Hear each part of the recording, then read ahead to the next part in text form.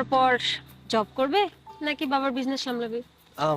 আমি চাইলে বাবা বিজনেসে না করবে না, বাট আমার ইচ্ছা আছে নিজে কিছু। আমি বলতে চাচ্ছি কি, শিহাবকে কিন্তু আমার একটু সুবিধার মনে হয় না। কখন দেখবে তোমার বাবা সব সম্পত্তি নিজের নামে লিখে নিয়েছে। এতে সমস্যা কোথায়? ও তো এতিম, রাস্তার ফকির। ওকে দয়া করে আমার বাবা বাসা নিয়ে আসছে। মানে কি? আমার কথা বিশ্বাস না হলে তুমি ওকে জিজ্ঞাসা করো। কখনো বলনি আজমল আঙ্কেলের আপন ছেলে তুমি না? তুমি তো আমাকে কখনো জিজ্ঞাসা করোনি, আর তাছাড়া তুমি আমাকে ভালোবাসো। আমি তার হ্যাঁ, তুই এতদিন যাবত আমার সঙ্গে মিথ্যা কথা বলেছিস। তুই আমাকে মিথ্যা কথা বলে আমার সঙ্গে রিলেশন করেছিস। তুই কি করে ভাবলি তোর মতো ফকিরের সঙ্গে আমি রিলেশন? আজকের পর থেকে তুই তোর এই চেহারাটা আমার সামনে কখনো আনবি না। এতিমের বাচ্চা কোথাকার।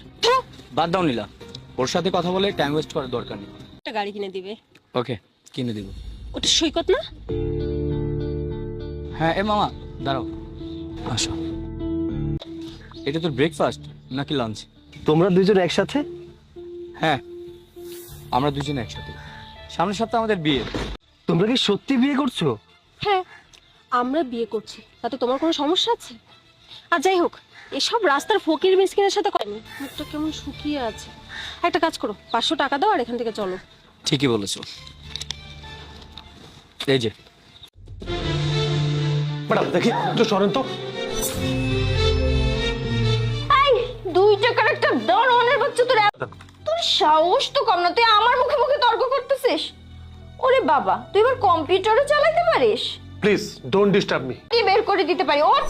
দেখেন ম্যাডাম, আপনার যদি আমার চাকরি থেকে বের করে দিতে হয় দেন, আমার কোনো ভয় করতেছে না, বুঝছেন? ও আচ্ছা, তাই না? তুই কাউকে করতে দেন।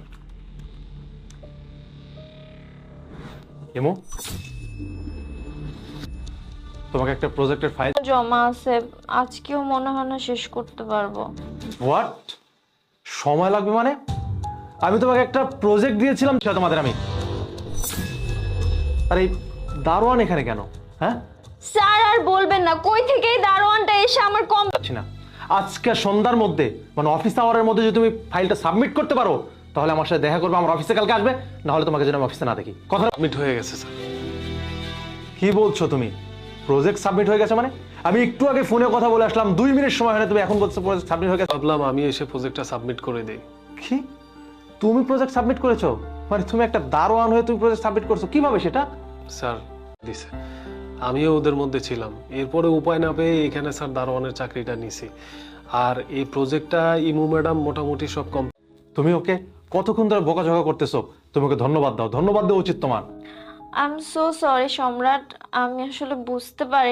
না না ম্যাডাম, আপনি আমার কাছে সরি কেন বলতেছেন? শোনো, তুমি কিন্তু অনেক বড় একটা অন্যায় করেছো, এটার পানিশমেন্ট কিন্তু তোমার পেতে হবে। ইয়ে মানে স্যার আমারে ক্ষমা করে দেন। হ্যাঁ, আমি তোমাকে বলেছি যে তোমার এই চাকরিটা নেই, কিন্তু আমি তো বলি না যে তোমার চাকরি একেবারে নেই। আজকে থেকে তুমি যে চেয়ারে বসে